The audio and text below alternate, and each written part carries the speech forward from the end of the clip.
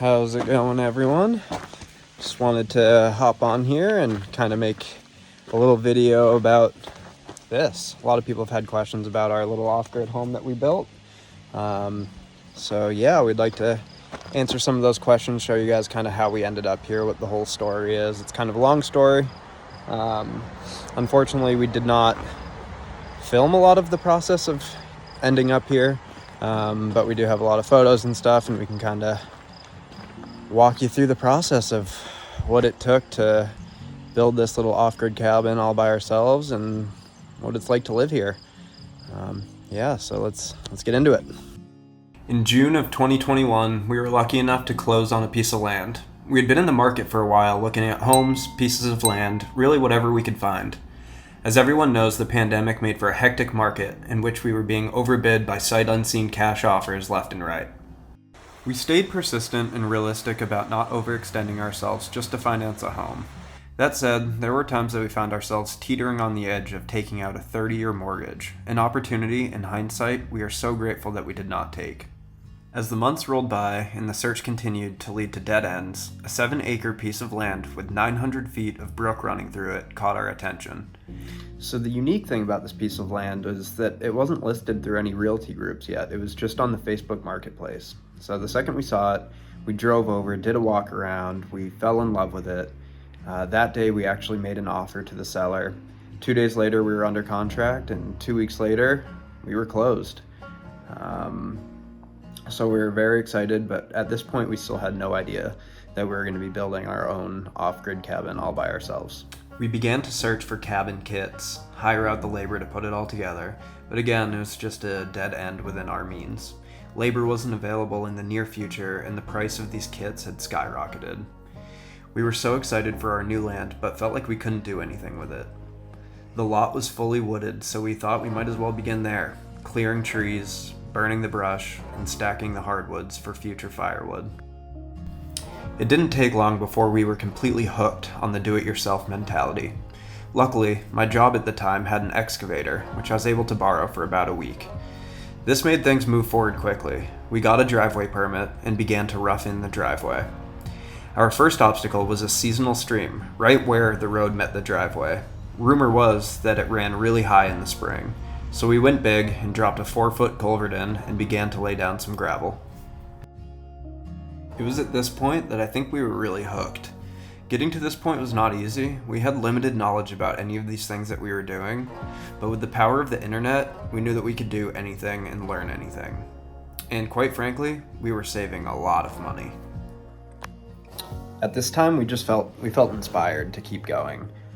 So we dove right into the internet, learning everything we could about building your own house, looking at people that have done similar things, and just learning. We were a little nervous about getting a building permit, but we applied for one for a 20 by 32 structure, got approved, no big deal. It was actually really easy, and we kind of took off from there. In no way do I intend this to be instructional. I'm not saying this is the right way to do things. It's just the way that we chose to do things. This is all DIY from amateur people, so take it with a grain of salt, but the building began here. So as you can see here, this is the beginning of our foundation.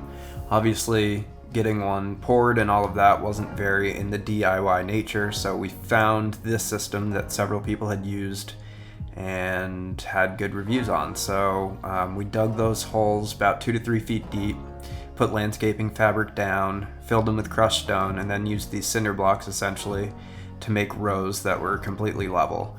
This was one of the most tedious processes of all. You'll see here that there's going to be 3 rows of them, and they all had to be level and all level with each other, and it was one of the most tedious things we did in this whole process. Once we were positive everything was level, looking good, we started to construct the main beams that the house would sit on. They're just 2x8 pressure treated lumber. There's 3 of them all nailed together, so it essentially just builds one big beam. Once all the beams were completed, we laid down our rim joists going around the edge there, as you can see, and then we were ready for our floor joists. So we laid those down. You can see that they overlap each other over the center beam and then get nailed together. Adds a little bit of strength. Then our floor was fully framed. After that, you can see Mariah's putting insulation in there, and I started laying down plywood. Just like that, we pretty much had a floor. All we needed to do was lay some plastic down to keep it out of the rain, and it was time to start framing some walls. Framing the walls was definitely one of the highlights of this whole project. Just finally seeing some real progress and it to begin looking like a house. And there's really no better feeling than putting up that first wall. The tricky part here is keeping everything level while you do the framing. You can see we have braces everywhere, just trying to keep these walls as straight up and down as possible, especially when you're joining other walls to the previous one. But we took our time, we took it slow, and we made sure everything was perfect, and it paid off. I'd say this process was one of the quickest, and we had all of the walls, windows, doors, and everything framed in about 3 to 4 days.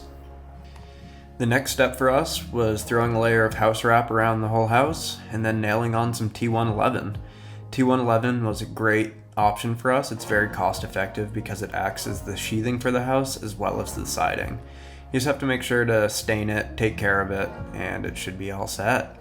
The house at this point is at what we called the shoebox phase. The house just looked like one giant shoebox. The next step here was the most daunting of all. It was time to start framing the roof. We were pretty eager to begin framing the roof because for the first time, we were unsure if this is something that we could do alone without any heavy equipment to help raise these rafters.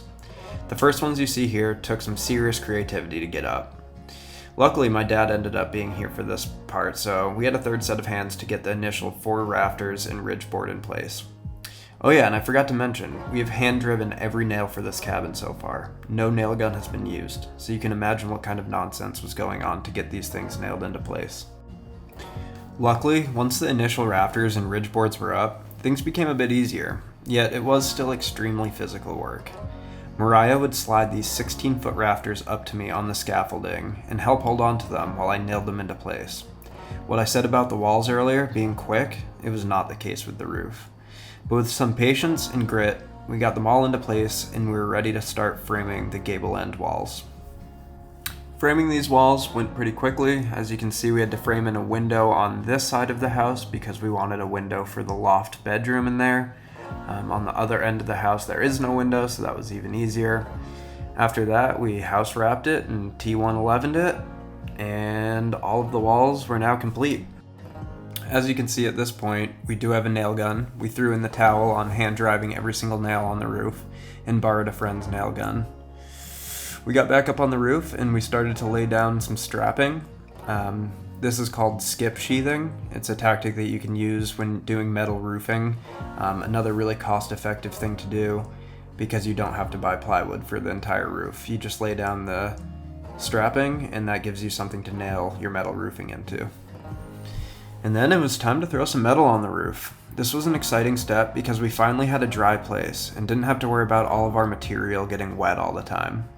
We did this pretty quickly, I'd say about 2 or 3 days. This marked the end of framing, and with the exception of doors and windows, having a fully dried-in structure. So at this point, the race was on. As I mentioned, we bought the land in June.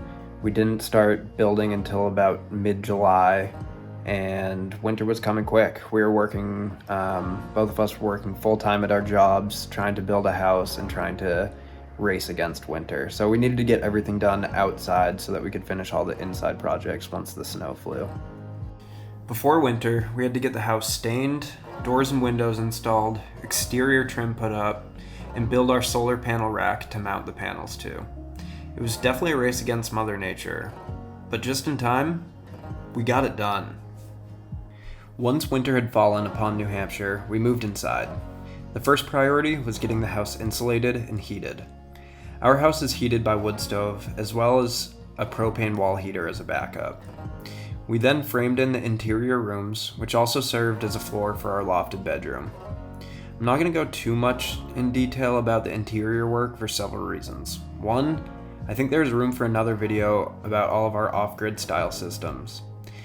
Also, to be honest, I just don't have that many photos from the interior projects.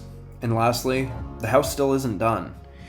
We are still finding things to fix, improve, and finish almost daily. Our house served us amazingly throughout our first New Hampshire winter. There's nothing like cold winter days cooped up inside the cozy cabin. It was a tremendous amount of time, effort, and energy to get to this point, but if anything, let this serve as a reminder that anybody can do this.